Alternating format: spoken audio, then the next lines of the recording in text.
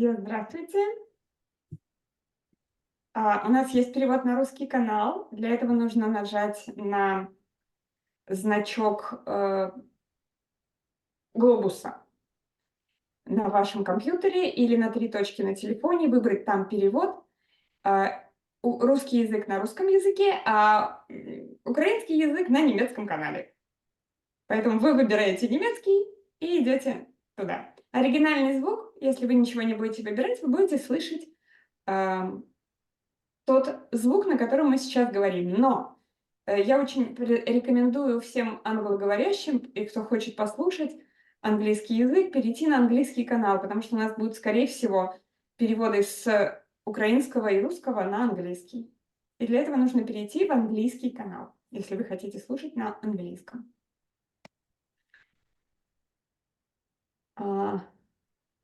Валера, ты делаешь запись на каком языке? Делай, пожалуйста, запись на украинском. У нас у всех есть запись. То У есть, всех есть запись? Да, то есть на всех Отлично. каналах есть запись. Отлично, замечательно. И на английском есть тоже запись, да? Да. Чудесно. Хорошо. Добро пожаловать всем. У нас пока 29 человек. Welcome, dear Utpala. I'm sorry for speaking Russian because there are people who speak Russian and they have to know how to go to translation channel and something. Never apologize for speaking Russian. I think it's beautiful to my ears. Thank you very much. That's so sweet. Maybe any language is sweet for your ears because you translated a lot. Maybe these are seeds for listen sweet sounds in different languages. Yeah, it is interesting. I do find that I'm able to mimic the way people speak their language, like their tones that they use. And and I love music a lot. So I'm wondering if maybe those two are related. The sound of the language as well as, getting to understand what it means. That's an interesting idea. Maybe, who knows? Yeah, maybe we will know some one day. So, welcome, Venerable Utpala. I don't know what to say about you. You're just amazing for me personally. I would say what I personally. So you can read what was the description. It was a big description and wonderful. For me, it was wonderful news in this huge description. But personally, for me, Venerable Utpala is an amazing person who understands seeds system, who understands emptiness in an amazing way. Завтра 6-е занятие, мое любимое. Второго курса ИЦ. Всего 18 курсов. Выключите ваш звук. Okay. Thank you. So, Venerable Utpala, a person who understands emptiness so deeply, who understands the seed system so deeply, and she has a wonderful ability to describe it to people, to make people understand it. And for me, this is just, I don't know, you have to have a talent to do that, or some wonderful seeds. And today we are honored to have our guest, Venerable Utpala, who is, I don't know, somebody said, this is so big person. How it's possible to invite her? So, and yeah, Venerable Utpala is, for Russian-speaking audience, probably she's known as a Tibetan translator. And in Tibetan classes, when Geshe Michael translates with other translators ancient Tibetan books, Venerable Utpala always write down in the chat her translation and her understanding. And I always try to copy it paste into my document, to have it, to keep it, because it's precious, because she gives very deep understanding on the material. And if I didn't understand something, I always can read it in her notes. So we are lucky, actually. We are very lucky to have you today with us. Thank you very much. And today this meeting is because of Health Studio, Health Project, Karmic Healing. So this meeting is connected mostly in health problems, but of course everything is connected. Thank you very much, dear Utpala, for being with us.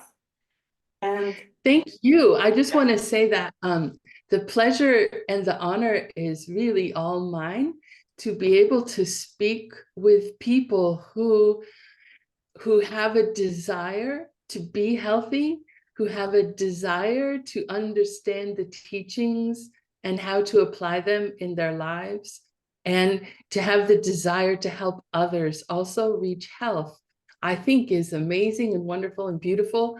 And thank you so much for what you're doing. thank you.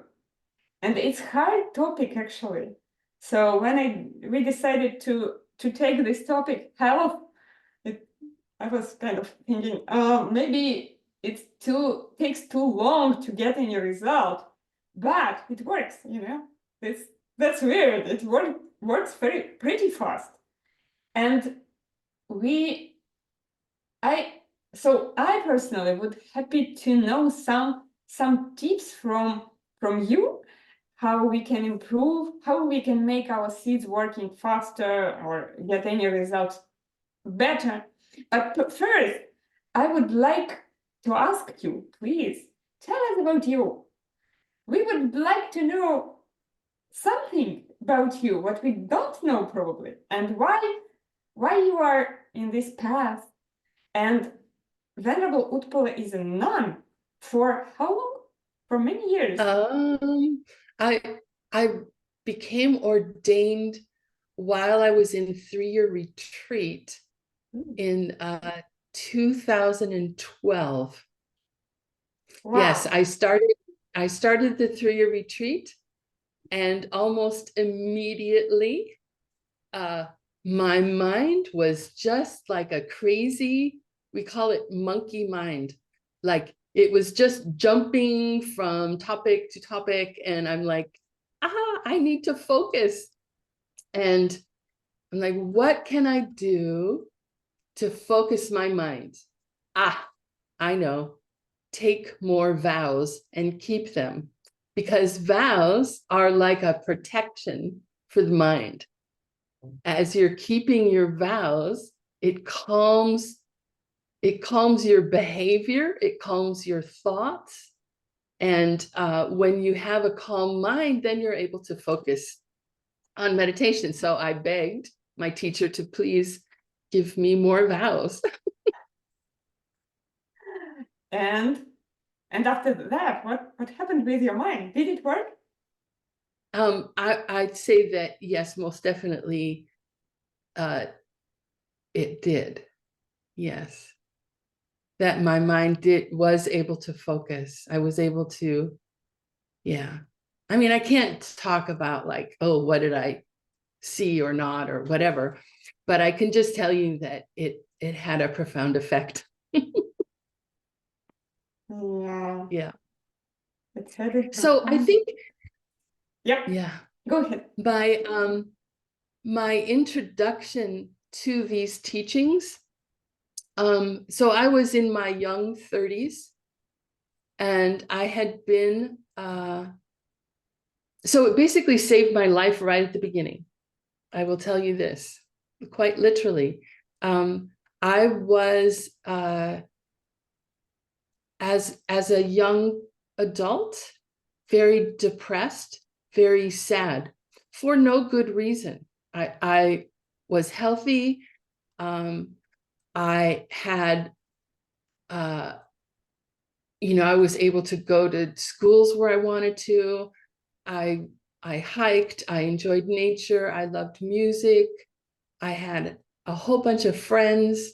I was never alone, but I was always sad and depressed. And this continued on, and I really didn't know why. I was trying to figure out, why am I depressed? It makes no sense. I have everything a person should need. And it got to a point where I was actually diagnosed as depressed and suicidal. I had wanted to kill myself. Wow. And so in this sort of depth of depression, as I'm looking for what can I do? What can I do? A friend of mine, not a close friend, just someone who I met at a party, said to me, you should try meditation. And I'm like, okay, you know, I've tried everything else. And so I signed up for a 10-day retreat. So this is my first introduction. I signed up for a 10-day retreat on the gradual steps to enlightenment. So I thought that title, The Gradual Steps to Enlightenment, that sounds perfect. Okay, let's see if that works. And I have to say, when I went in and first heard the teachings, I first heard about this idea of bodhicitta, of having this purpose in your heart to save all beings from suffering, that was the sole reason for life, was to help and serve others. It just like cracked open. So like this seed inside of me just boom, broke open, and my depression just completely disappeared, and it has not returned. So, you know, right there, for me, just hearing about the teachings broke that depression. Wow, that's interesting. I've met people who were depressed for a long time, and they had deep sadness inside them. And I said, oh, how can I help? But I haven't heard your story yet at that time. So yeah, now I know what to tell them. Yeah, when I heard about the teachings on karma, it just made sense to me that, you know, the reason I couldn't see why I was depressed was that maybe it happened a long time ago. And maybe it was a seed that was planted and grew into being so depressed that I wanted to kill myself. And that made sense. Like, why me? Oh, from the past. And it had grown into this. And it also gave me the hope of the possibility, the agency, if you will, that I have to be able to plant seeds to not only be happy myself, to be content myself, but to like eliminate unhappiness and sadness in the world for everyone. That's so deep and so huge. Eliminate depression and sadness in the world. Ooh. Yeah. That's Still great. working on it. Yeah. And it seems like this is a good way. I love this way. And you went to 3-year retreat. How long did it take to make your step from this 10 days retreat to 3-year retreat?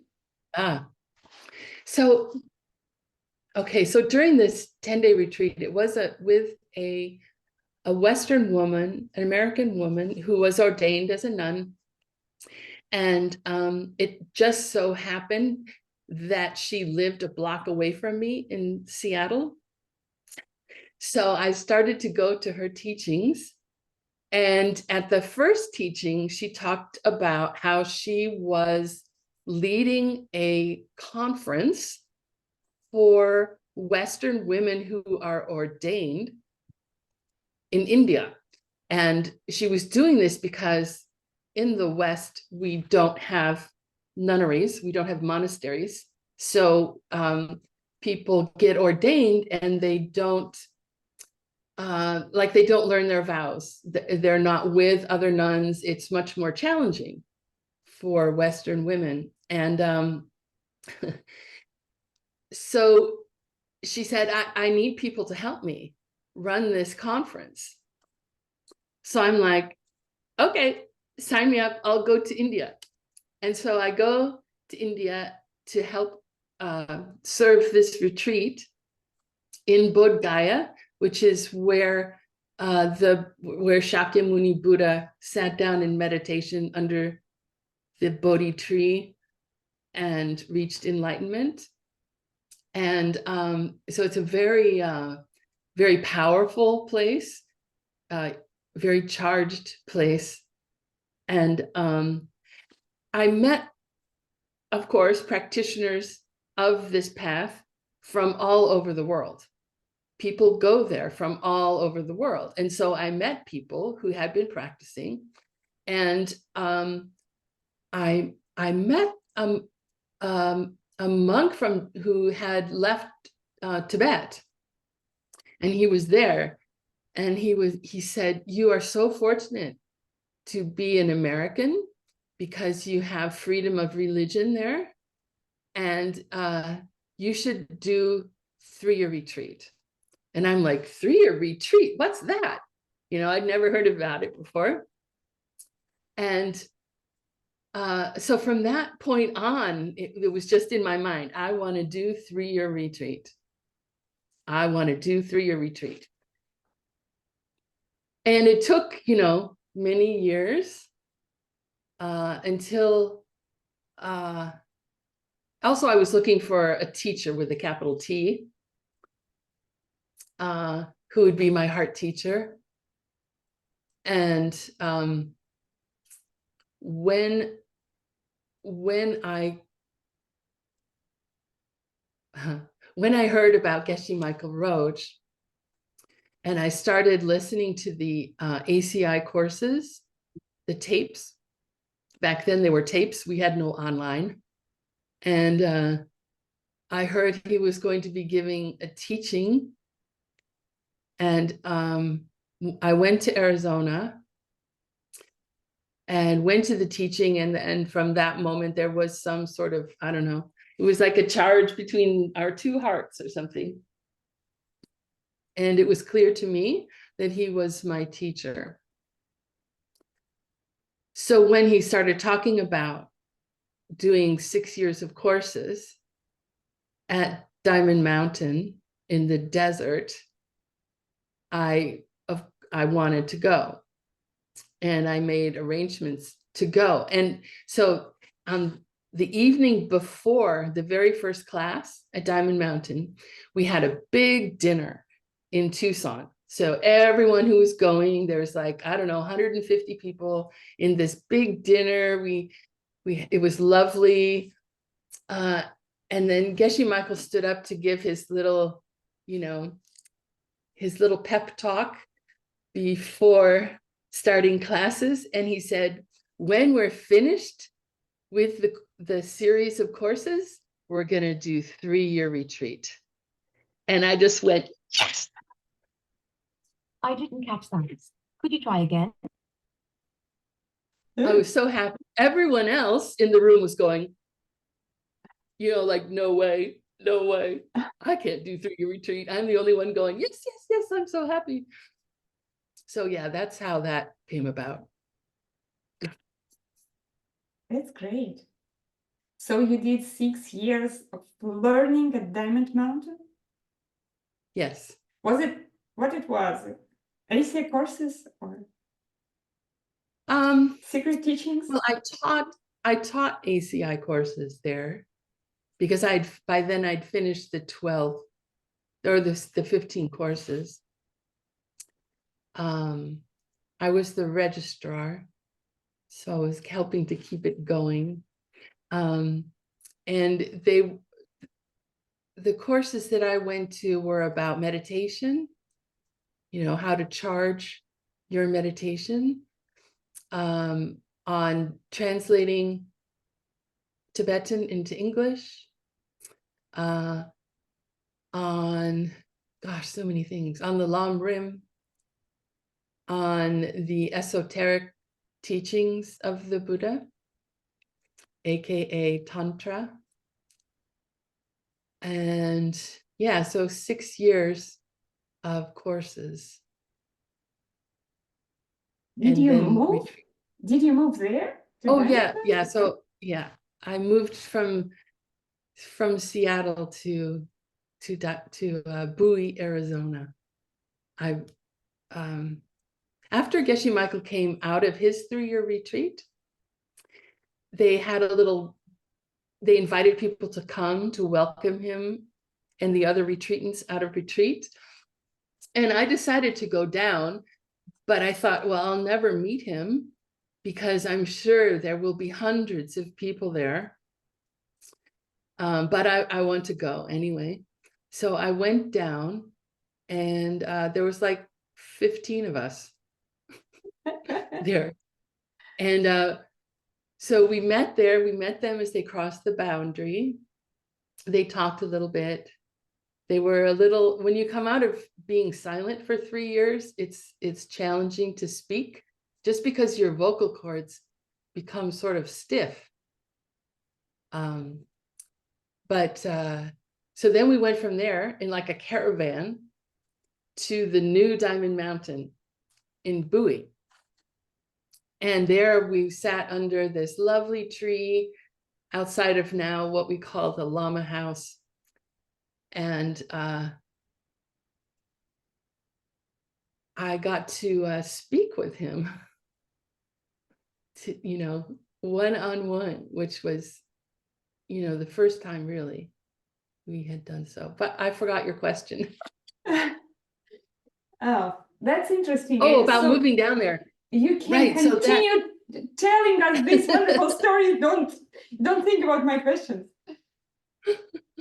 So when I was at that gathering, that's when I realized I needed to move to Arizona.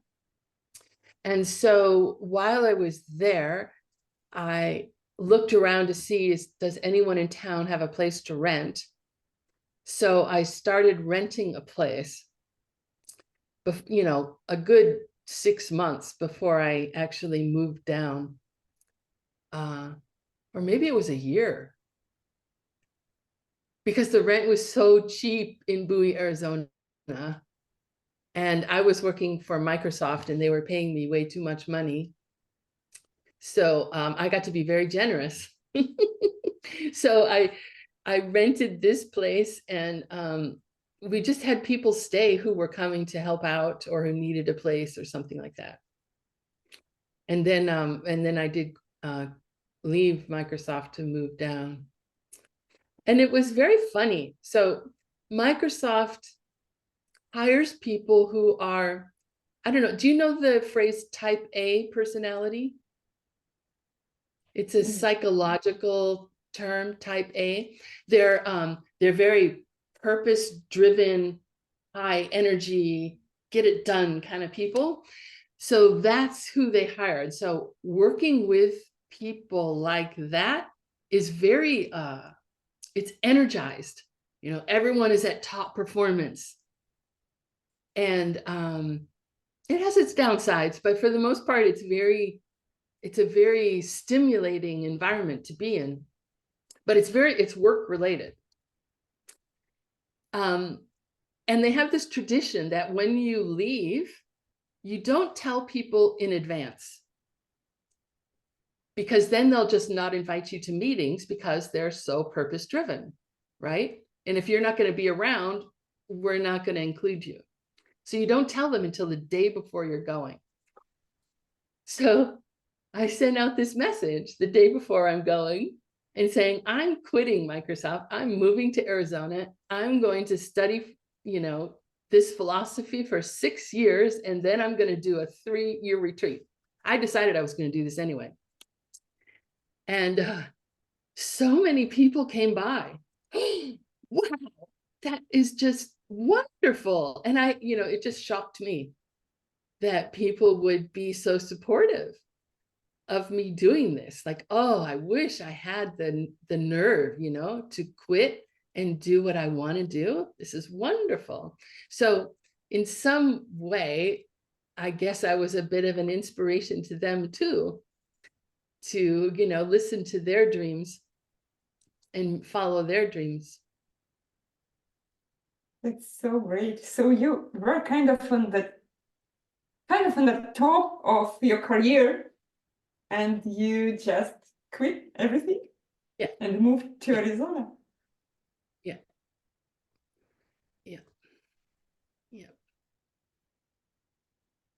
Because I knew that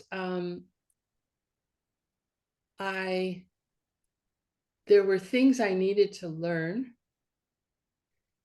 and I needed a place where I could completely focus on studying, and then also be with people. Like everyone there had this desire to become enlightened, to help other people. Like, yes, of course, I want to be with those people.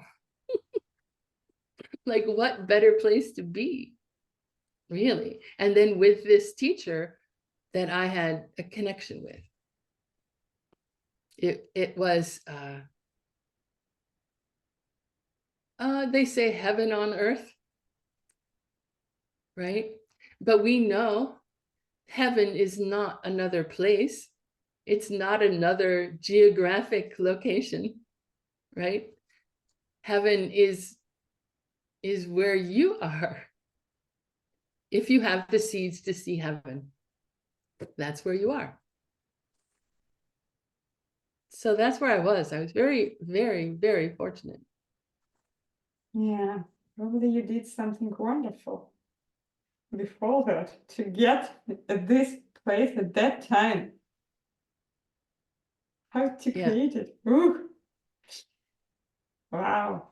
And then you went to 3-year retreat. Did you do a lot of small retreats, short retreats before? Oh, yes. the I've done 3-year? about maybe a total of a couple of years of retreats over time, from the time I first became a Buddhist until the time I went into 3-year retreat. Yeah.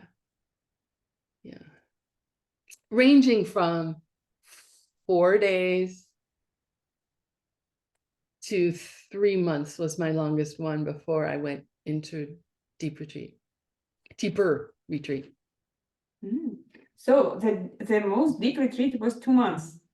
And then you start 3 months. Oh, okay. This is good to know how to do it.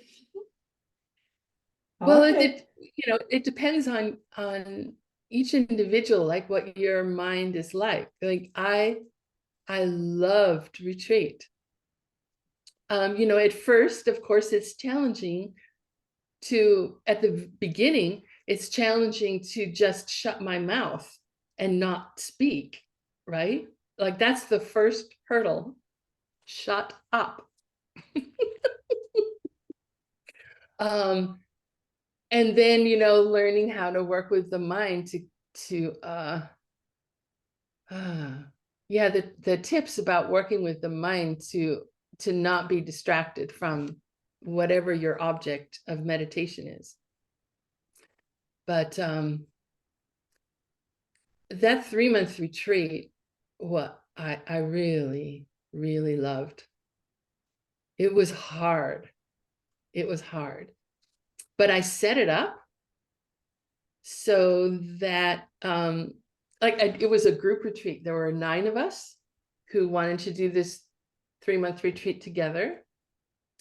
And we had to do chores, to support ourselves. We had support too, but we had to do things like wash the dishes and clean the bathrooms and, vacuum the shared space and like that. So I signed up to wash dishes with the person that, I mean, I loved her, but we always were. So I signed up to do dishes with her. And then I signed up to clean the bathrooms, which is my least favorite activity. And so that I had an opportunity, like frequently, to work with that mind that goes, I don't want to do this, you know, no, this is not pleasant. So I could work with this. And I was very happy to do that, actually. Turned out to be very happy to have done that. Oh, I also signed up to set up, we have to set up the altar in the morning for this retreat. You have to do particular things and set up little water bowls on the altar. And I'm not one who likes to wake up early. So I signed up. I want to do that. And I want to ring the bell to wake everyone else up, like half an hour later after I've already set up the altar. So I signed up to do that too. I signed up to do as many things as I could to have opportunities to see the state of my mind, to have something to work with. Probably it was stretching. What's that? Yeah. It was stretching for your mind. Challenging, probably. Yes. Challenging, yes. Maybe it works. Yeah. And brought you to 3 retreats so fast. But by the way, I have a question. Yeah. What was before? Did you have family, husband, relationships, or something? Then you just quit everything, or just job, or just normal human life? I had been married, but only for a very short period of time. And so that was long over by that time. At that time I had, well, I still have 2 brothers. And at that time I had a mother and a father who were both born again Christians. I don't know if you know what that is. They're people who tend to have a very, very strong, almost dogmatic belief in Christian Bible. And they were, I must say, very upset with me at the beginning when I became a Buddhist, when I took refuge in the teachings of the Buddha. I told them, hey, it saved my life. I was going to kill myself. You know, this saved my life. And they were like, no, you're going to hell. And my father did hold that position for all the rest of his life. He was very, very disturbed that I was a Buddhist, unfortunately. So yeah, I had to leave them. And this is a selfish thing I'm admitting to you. So going into retreat, like my main worry was that my father was going to come down and try and take me away out of the retreat. Wow. So that was like a little worry in my mind that I had to always work with. So yeah, I think it's good to have a positive relationship and a deep understanding with the people that you're leaving, so they know what it is you're doing, why you're doing it, that you love them. You know, I put him, there's this practice you can do when you're doing yoga, where you put someone at the head of your mat when you're doing all your poses. And so you're doing your poses for them. And so I put my father there. So every day I was doing yoga with him, and I was I was smiling at him. I was seeing him smiling at me. And so that's how I was working with that. So he didn't come to you and try to take you out from retreat. Okay. And then the other family, your brothers, they are okay with your choice. Yeah, one of my brothers was very supportive. Mm. And the other brother he's supportive too, but more like, you know, whatever you want to do, then I was Bets, right? Whatever you want to do, that's perfectly fine. And Dave was like, yeah, go for it. So they had to deal with my father for those 3 years, because at every family gathering, apparently I was the topic of conversation and how I was ruining my life. And so my brothers would be like, no, she's good, she's fine.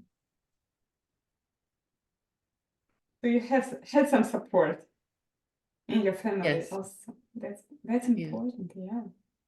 That's great. Yeah. I'm so happy to have my family supporting me. Yeah.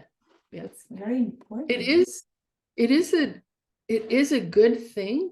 And for me, my understanding was that I'm not going to shelve my practice to make my parents happy.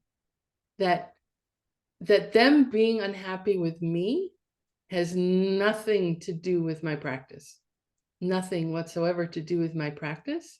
That there are some seeds that I planted with them in the past where this discord is arising now, that I am experiencing being yelled at, that I'm experiencing someone being disappointed in me, and that the thing I need to do is to continue to improve my understanding of the teachings and to practice those teachings so that I can see a world where no one has the experience of disappointing someone else, that no one has the experience of being yelled at by someone they love dearly, you know? So that's why I stuck with it, you know? I wasn't being belligerent, which I think my parents thought I was being, but, you know, again, that's another seed ripening. I did it because I love them and I want to see them happy.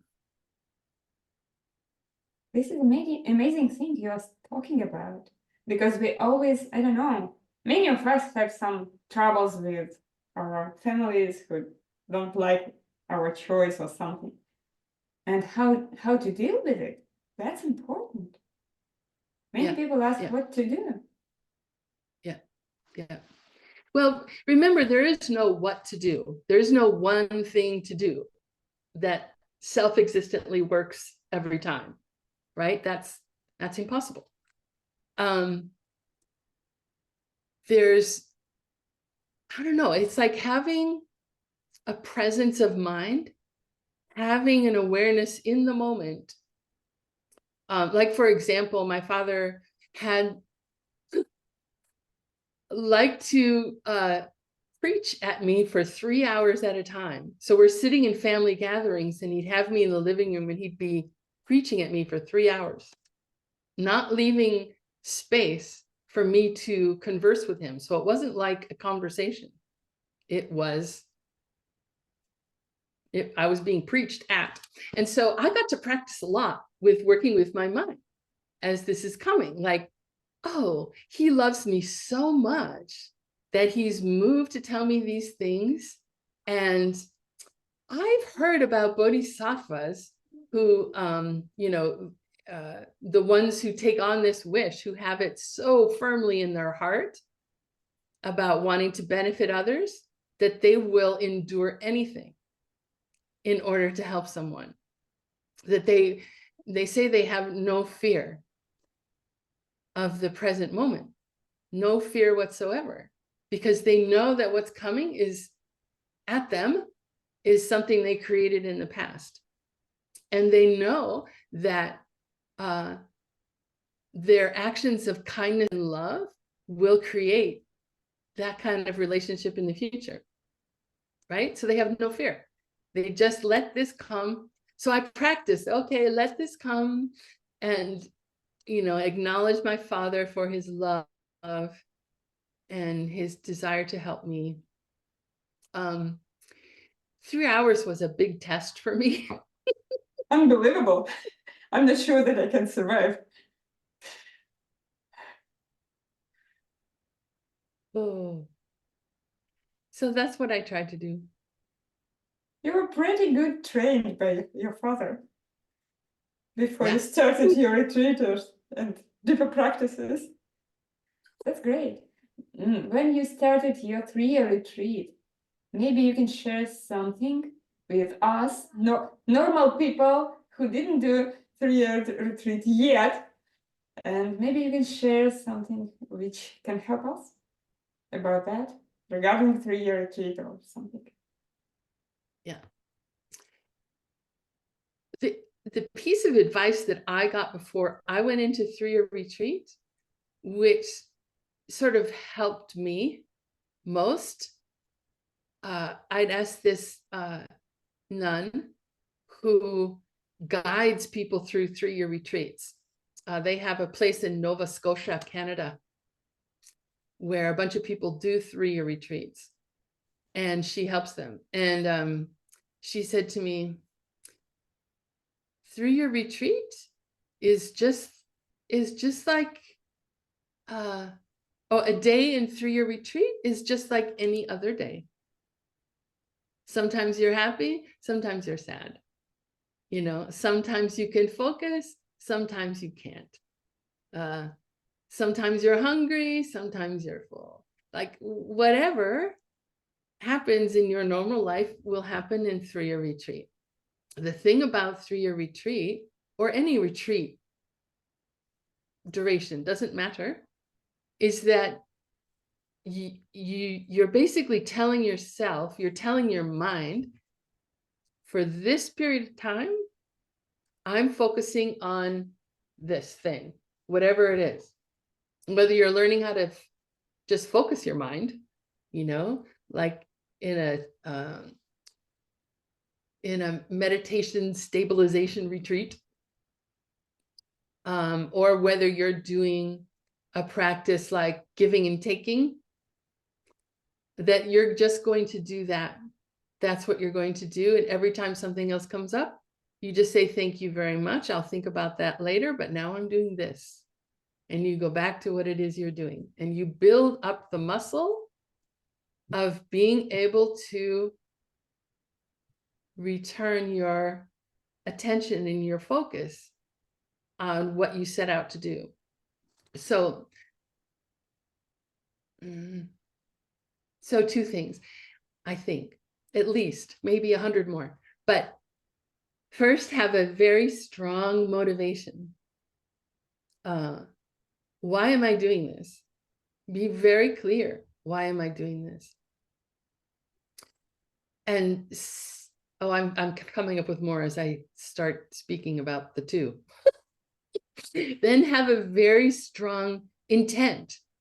Like say, okay, when I sit down, that's when the focus starts, and it will remain until, whatever amount of time you've set up for your retreat. And for the whole retreat, I'm staying inside the boundary from now until the day I say I'm leaving. That's it. I'm staying here. So it's like I don't know, you know how some teachers will say, I'm going to teach you about A, B, and C. Then they teach you A, B, and C. And then at the end, they say, I taught you about A, B, and C. So they like wrap it up. So you want to do the same thing in your retreat. You start off with, oh, I'm going to do this and this. That's it. Then you do this and that. And then at the end, you rejoice. That's how you say, I did this. Anyway, so those 2 things, having a strong motivation and a very clear intent, unsurprisingly, those are very important factors for creating a powerful karmic seed. So if you have the intent to do something, like with the 4 steps, you say, I want to create a world that's completely healthy. You spend a lot of time being very clear about your wish. Well, what does that mean exactly? Healthy. And who is everyone? So you think about, yes, all the people in my family. You think about all the health issues they have. You think about all the people in the community. You think about all the health issues they have.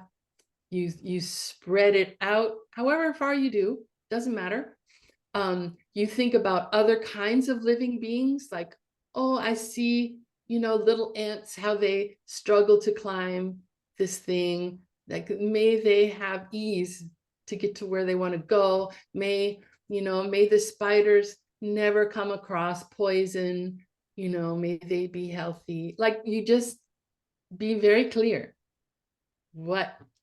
Why am I doing this?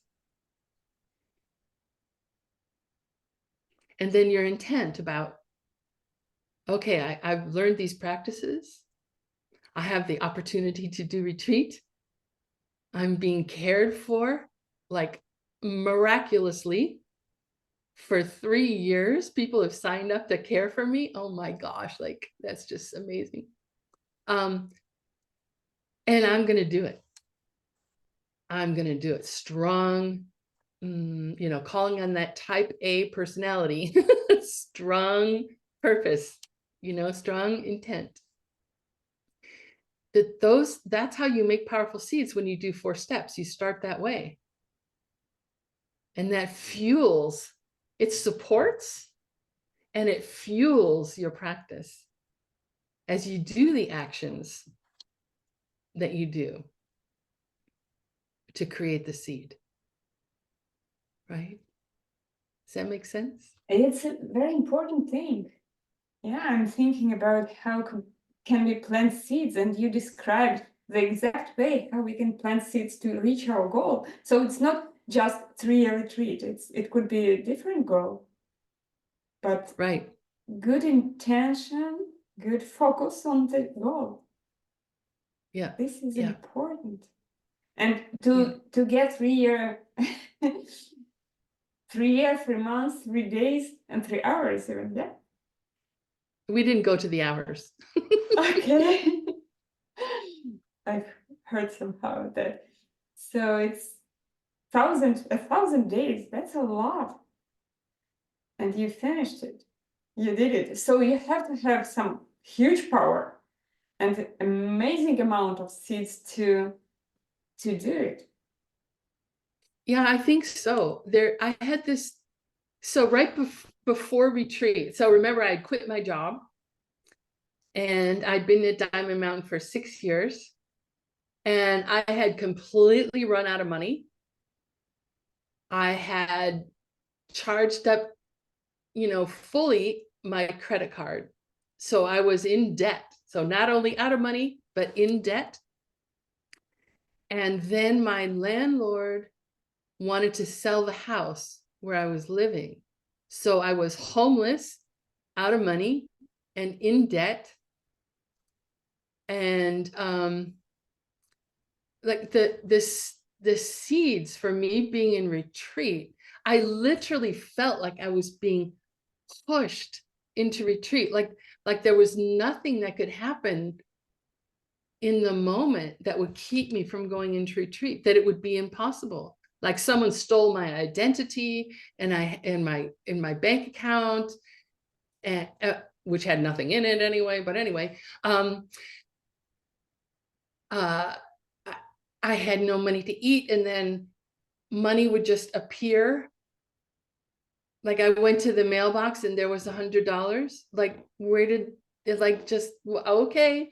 Like it just, these things were just pushing me into retreat. And of course I was aware of that, right? I felt it. And so it's like being in this in the middle of this very strong ripening of experience. And,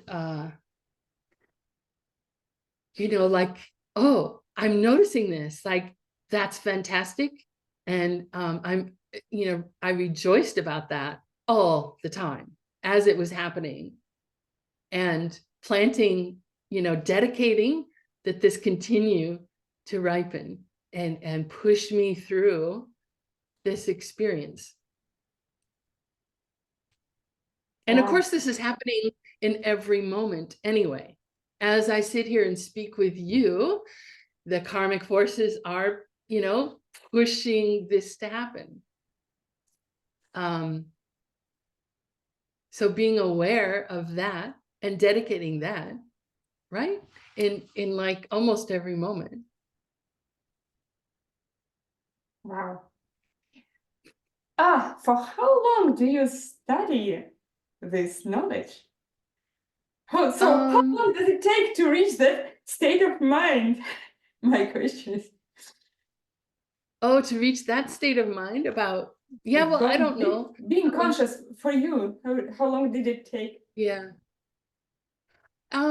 Well, towards, even at the beginning, I think there were moments when that was when I had that experience of being aware that, oh, this is happening. Like one time, so after I got out of that 3-month retreat, I returned home. I got evicted from my apartment. I got fired from my job. And I had these precious texts in my car, and my car got stolen. And as each of these things were happening, I had these moments of like, this is karma ripening. This is like a sign to me that I purified a whole bunch of negative karma. Like this could have ripened into something much, much worse. And so thank goodness it only ripened in me being evicted and losing my job and having my car stolen. And so that gave me this clear or sort of calm state of mind with which to respond out of that. So like losing my job was like, oh, well, thank you for having employed me. You know, thank you so much. And now, you know, I'll find something else to do. And losing a place to live was like, oh, okay, I'll find a new place. And losing my car was like calling the insurance company, oh, my car got stolen. You know, what do I do now? And I call the police, oh, my car got stolen. Here's the license plate.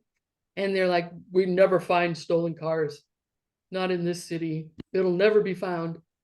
I'm like, well, okay, but just so you know, in case you see it. And wouldn't you know, they did call me a week later. We found your car. Wow.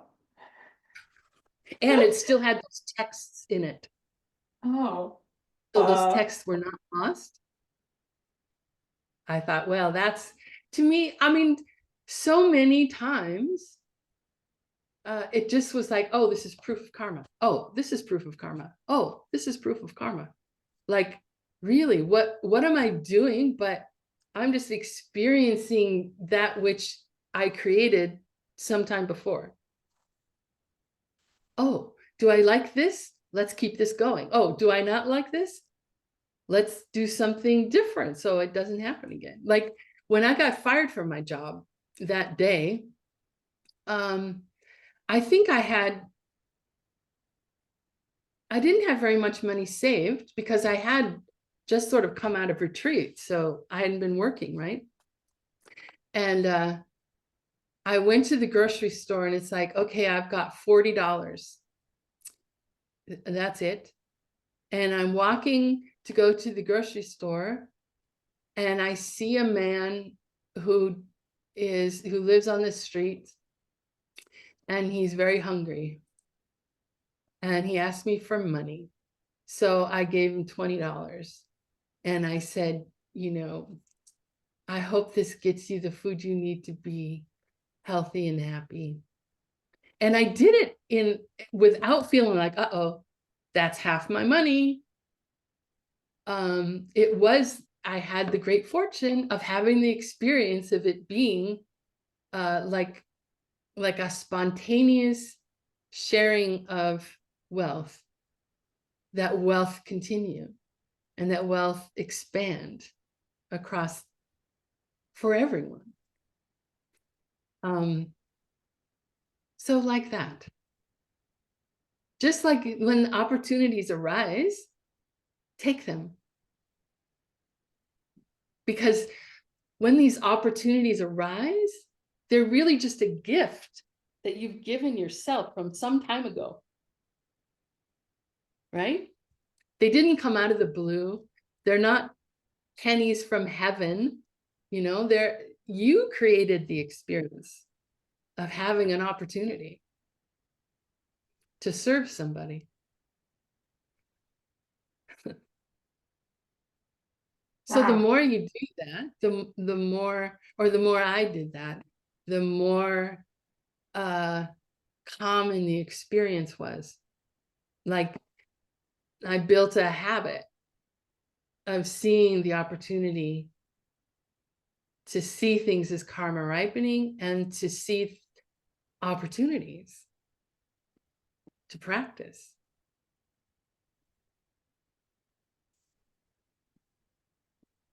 That's amazing. So before I went into retreat, actually a few years before, my right hip, all the soft tissue around the hip was starting to disintegrate.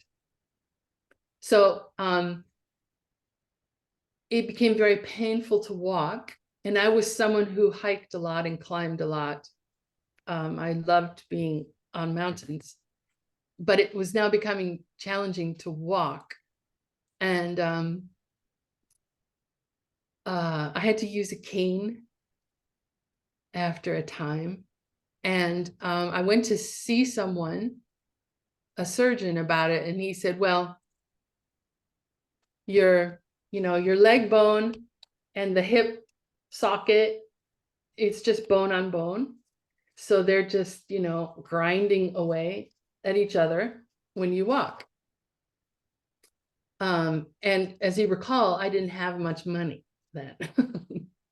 So there's no way that I could pay for surgery, right? So it's like, okay, fine. And so what I tried to do is a practice. So two things. I helped other people who were having medical issues. Like there's this one Dharma sister of mine.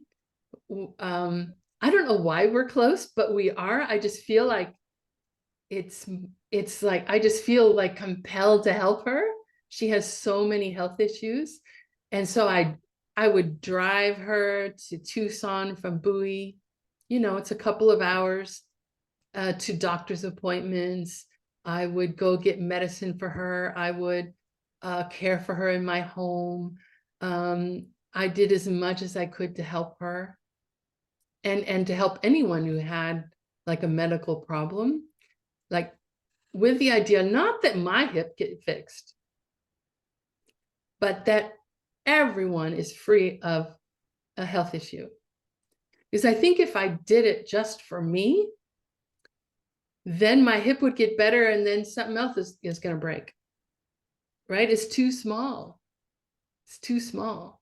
So I tried to make my motivation every day be as big as possible and to help as many people as possible with the understanding that this is how things work. They don't work any other way. If I want to see everyone be healthy, it's up to me to make that happen.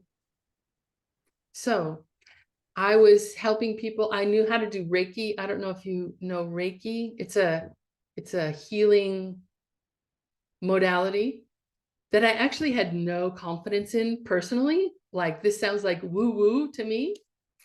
But it turned out that when I gave Reiki to people, I was trained and got the what do you call it? Power to do it. But that people's, migraine headaches that were keeping them from doing anything, gone. Or that they hadn't slept in, months, gone. They could go to sleep. So, okay, that works for them. So I'm doing it. And I did it like all the time, helping people everywhere. Like we were in a class and we had like 130 people in the room. And then we would take a break and everyone would get up and run around. So we had been sitting down and we had papers, we had cushions, there's all this stuff on the ground. And so the one guy got up and he went to leave the room and he tripped and he sprained his ankle. Like he couldn't walk on it. So I just dashed over there, put my hands on him. And he's looking down at me like, what are you doing? And I said, it's okay. I'm just giving you a little Reiki healing power. Maybe this will help. So I did it for a couple minutes. I begged him to just give me a couple minutes. And then it was fine. He could walk. And so more things to rejoice in, So I was doing that. So going into retreat, I could not walk. In fact, the first night, we had to walk from the gates at Diamond Mountain all the way up to the Lama house because we were all meeting together to have just a short meditation together before we each went back to our cabins. There was ice on the road. And with a cane and only one leg that really works, it took me 2 hours to get from the gate to the Lama house. That's how much like pain I was in. I couldn't even get to my cabin for the first couple of weeks because it was icy up to my cabin. I had to start retreat in the Anigompa. But all the time I'm trying to help other people. So that was like the one thing, helping other people. Then when this pain arose, it was a very, shall we say, it was a pain that made itself immediately apparent. It was very sharp. It was very strong. And so I would investigate it. Like, what is this sensation? Could this sensation be something other than pain? Like, if I can't automatically transform it into pleasure, is it possible that it could be experienced as something else? And so I was looking at it very in great detail. When it started, how it felt as it lasted, how it felt as it was going away. And that allowed me to have distance from the experience of pain. That the pain is not me, like I'm not in pain. No, I have the experience of pain. So just having that little bit of distance allows me to not be identified with it and not allowing it to have power over me. We'll get into me maybe later, I don't know. But anyway, me. So just knowing that just having the experience of a sort of certainty that this physical sensation could be labeled bliss and not pain, allowed me to move around during retreat and to help other people. I was giving Reiki during retreat. We would set up these little sessions in the Anigompa, all in silence, of course. And so I was giving Reiki to people. So anyway, I come out of retreat 3 years, 3 months, 3 days later. And so the world had changed for me. I had the experience of living in a state where my healthcare would be paid for completely, that they would pay for my surgery,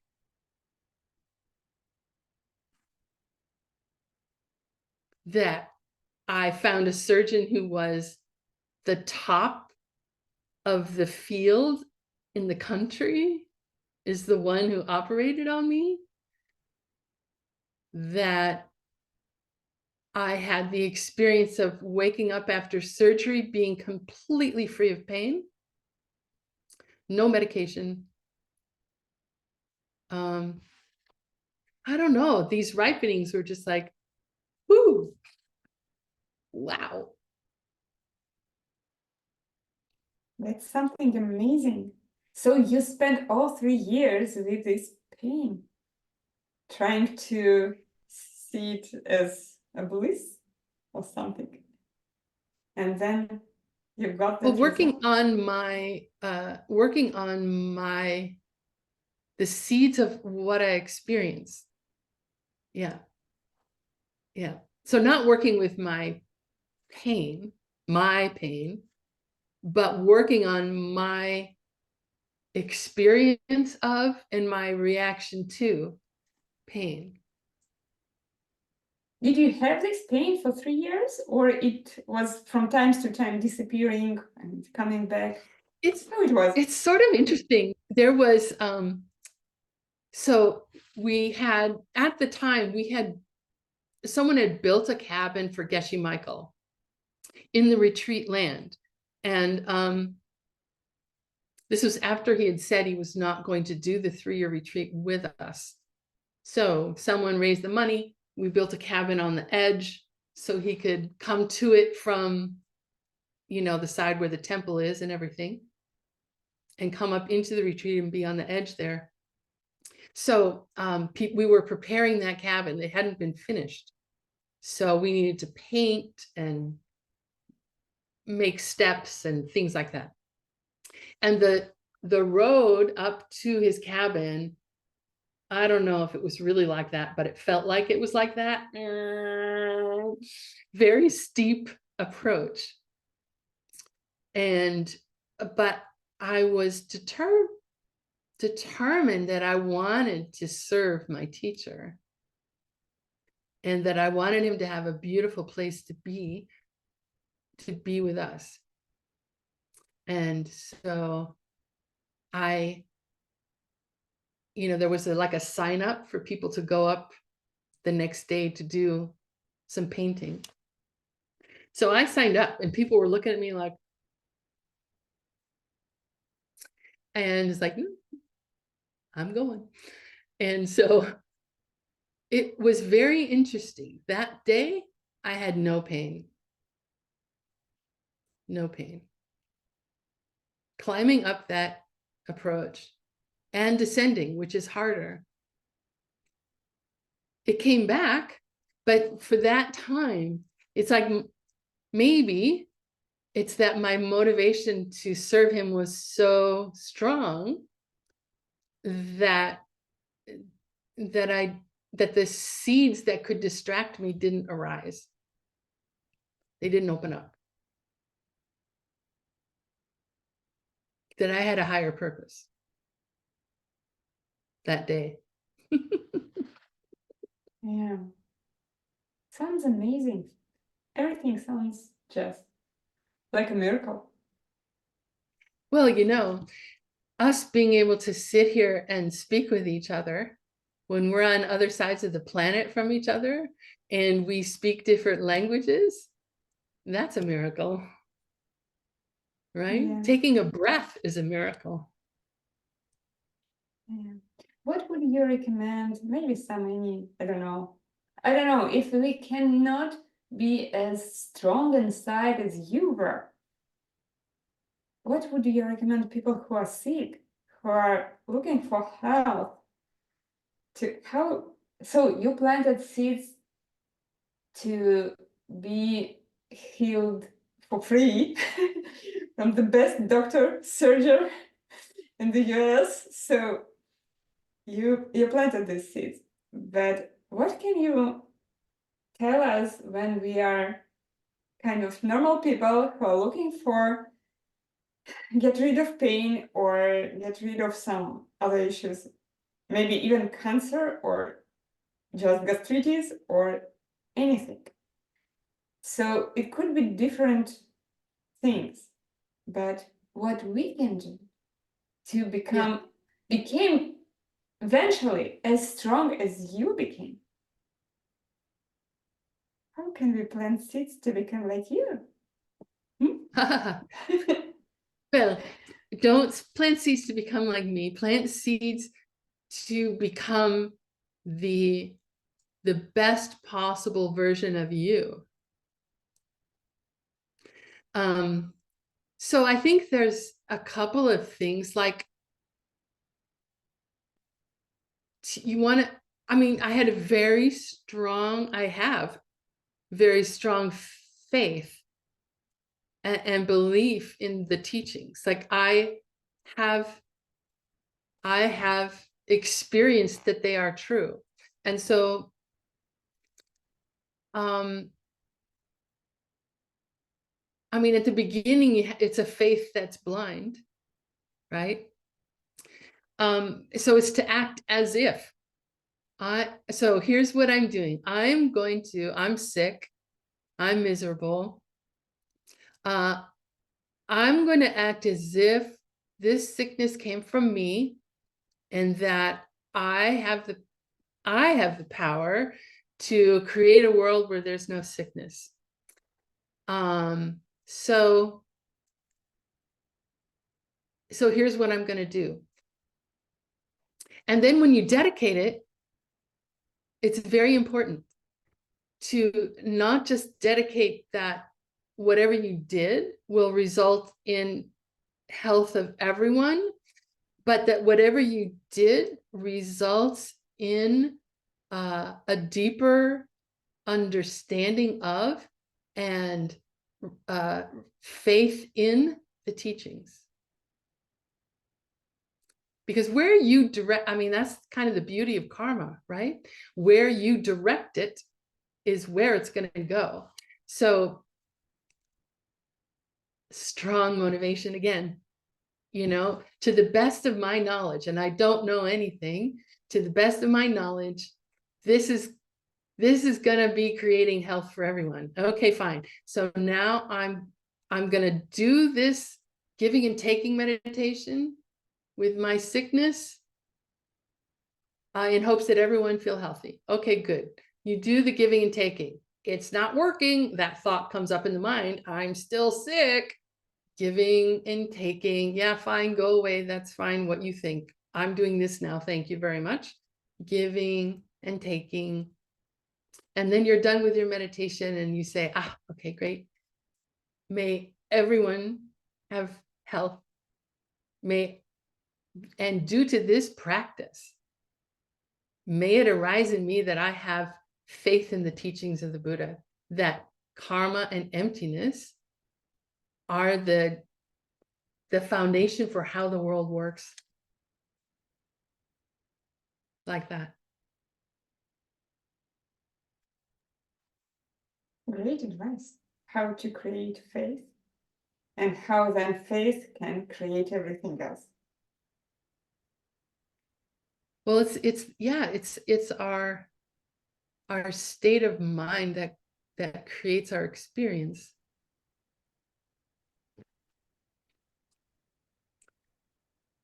And then miracles. So if our state of mind feels weak, then what can we do to make our state of mind feel strong? So like I was thinking of like, okay, if I'm diagnosed with cancer, that's a very frightening diagnosis, right? I had someone tell me once that that's probably what I had. And my mind was very afraid. So then my thought goes to, well, how can I help someone else who is afraid? Right? Because I can do that while I'm sick. I can help someone else who's afraid and help dampen their fear. You know?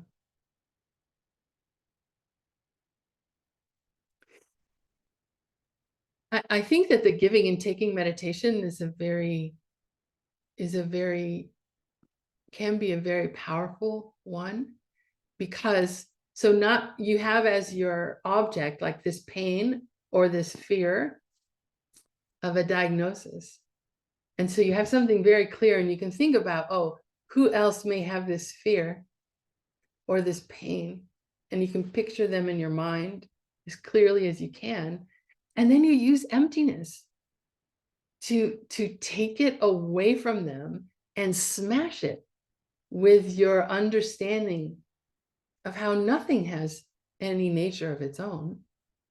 There is no pain that is pain from its side. None. There is no fear that is fear from its side. And so you smash it. So it has that beautiful marriage of both karma and wisdom of understanding how things are. I think it's very powerful meditation. Yeah. And We smash it. that 3-month retreat I was talking about, the 9 of us, so one woman had to go home because her father was diagnosed with some terrible disease and they thought he was going to die soon. And so what we did from that day when she left on is that we put him as like the person that we were practicing for in our practice. We weren't doing Tonglen, we were doing purification practice of negative seeds.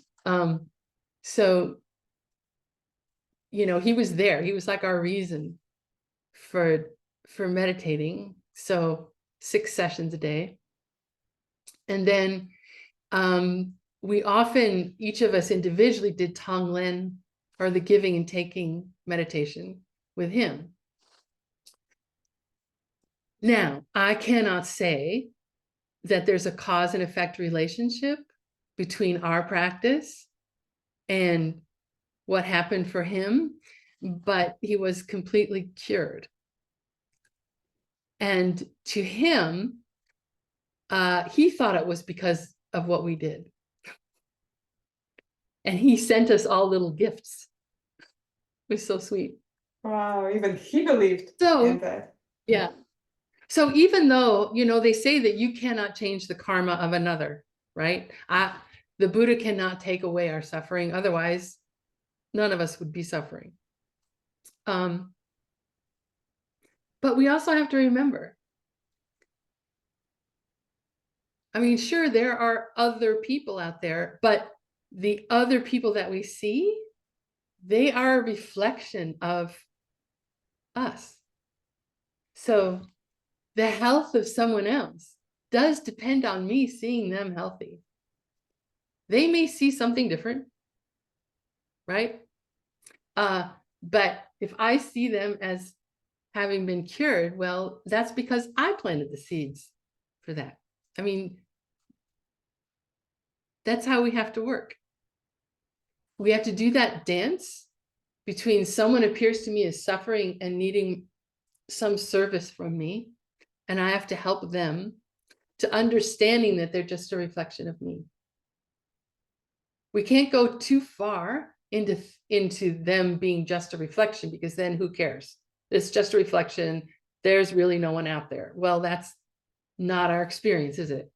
Our experience is that there's someone else out there. And And our experience is the only thing we have to work with.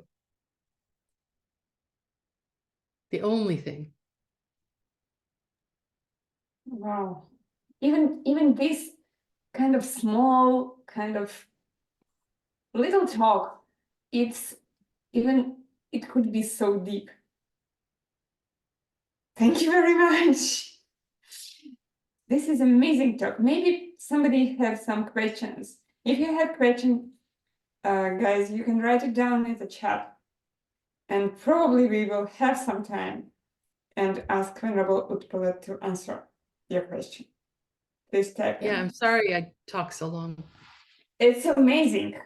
That's great. I'm very happy that you talk so long. It's beautiful and it's very deep. And I don't know about others, but what you said, it bringing my mind deeper in the understanding of emptiness. And it gives me some rules how I can use it in my life. And probably we can apply it to the whole world, not just to my sickness, but maybe to cure all the world around us. And I personally live in a world where wars, where conflicts, where people don't understand each other, even don't want other people to be. Seems like sometimes it feels like that. Do you have something to make us think about to cure this stuff in our world? Well, the first thing I would say is that whatever experience I have, whatever's going on, I see it as sort of like a lesson in what I need to work on next or now. So like in my country, I see fascism rising.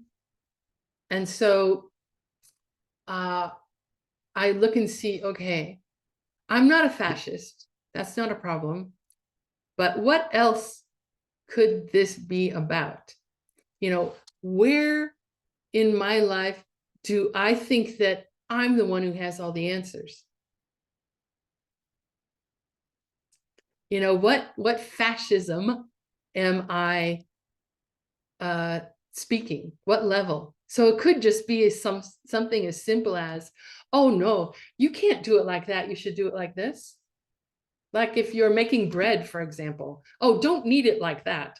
Knead it like this. Like just that little thing, just that tiny little thing could be planting the seed to have fascism. So in other words, when you see something like war or disagreement, then just look and see where, even if it's just a thought you have, that you disagree with something or someone, how you hold that thought of disagreement.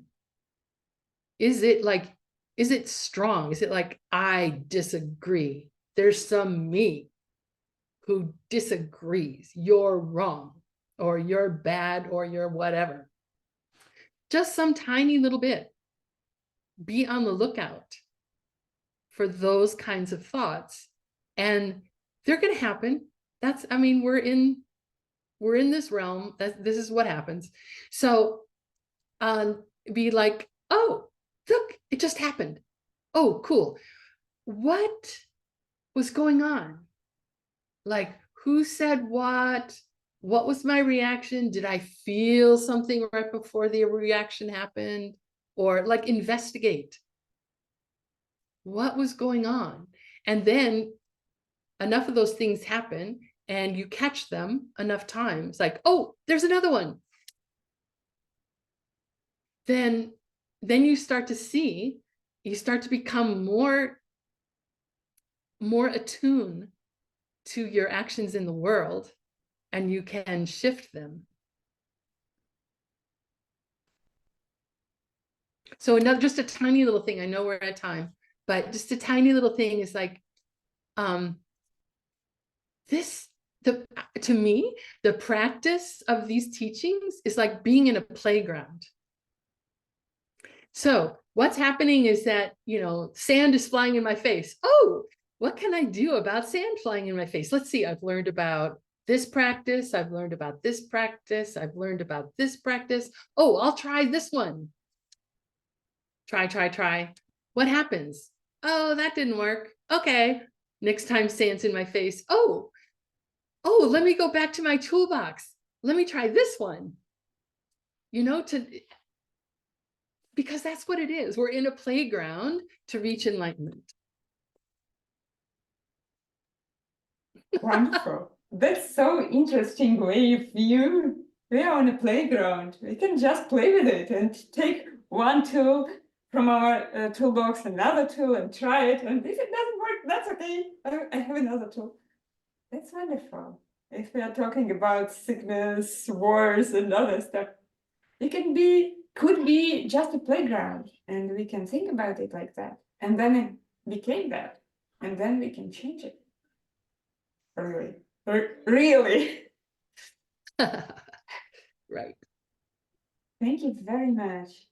We have a question in the chat from Oh, good. Dear Utpala, could you tell us, please, do you keep your 6-type books constantly or forget sometimes? I have this problem. I love to be a scientist of my thoughts and states, and that's why my book, I take it from time to time. I forget. Could you please share? Sure. I don't actually keep a book, but I have an app on my phone that so every 2 hours another vow pops up. So when the vow pops up, I stop and I think about, what have I done? What can I rejoice about? What can I think about to purify, and what am I going to do? So it's more, I'm not so good at keeping a book. So you should probably not listen to anything I have to say. But I do have an app and I do contemplate my vows that way. But yeah, if you want to be a scientist of the mind, like, what do scientists do, right? They're very meticulous. They're very meticulous in defining their experiments, in getting all the ingredients of the experiment in a row and perfectly aligned. And then they try it, and then they observe to see what happens. And then they maybe shift some of the ingredients or processes and try again. Yeah. In the beginning, I was very meticulous. Thank you very much. Thank you for your sharing. And there is just a feedback from Julia. Thank you, dear Venerable Utpala, for sharing your experience. I was dreaming to meet you since I saw you in the Sönzan Tower. Thank you, Kadrin, and all the guys to create this amazing opportunity. Please keep teaching us, dear teachers. That's sweet. Thank you so much for having me. Thank you for giving me the opportunity to plant like fantastic seeds. Boy, these are going to ripen into the end of war, the end of any kind of suffering, any pain. Thank you. Thank you very much for sharing your wisdom and your deep understanding of how this could be a playground and how we can use it and change it. Thank you so much. Thank you for coming. And I hope we can make another meeting and go deeper into some other things, because it's so interesting. I don't know, for me, it was very interesting. And I love to talk to you, because you bring my mind all the time. You bring my mind into something new. Some new experience I can practice. Thank you very much. Thank you very much. Thank I you. And love you. we will be finishing our meeting because we already ran out of time. Thank you. It was a pleasure. Bye-bye. Thank you. Please come next time. Okay. Yeah.